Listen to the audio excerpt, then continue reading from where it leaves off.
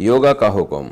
पाकिस्तान से किसी ने पूछा है जी, योगा के बारे में क्या हुक्म है, क्या हम कर सकते हैं, क्योंकि इसकी हिस्ट्री हिंदुइज़म से मिलती है। देखें, किसी भी मज़हब की मजहबी शिआर को फ़ॉलो करना, मजहबी रसूमात को फ़ॉलो करना, ये नाजायज़ है। लेकिन किसी मज़हब में कोई ऐसा काम हो जो सेहत के लिए फ़ायदेमंद हो, तो हम उसको सेहत के तौर पे यूज़ कर सकते हैं। तो योगा जो है, ये जो माहिरीन कहते हैं, जो योगा के माहिरीन हैं, कि इससे आपकी बॉडी की जो फ्लेक्सिबिलिटी है, लचक है, ये बरकरार रहती है और बड़े फ़ायदे होते हैं इससे।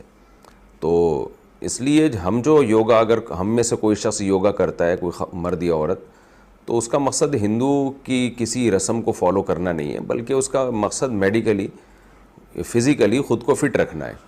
तो इसलिए कोई हरज नहीं है इसमें।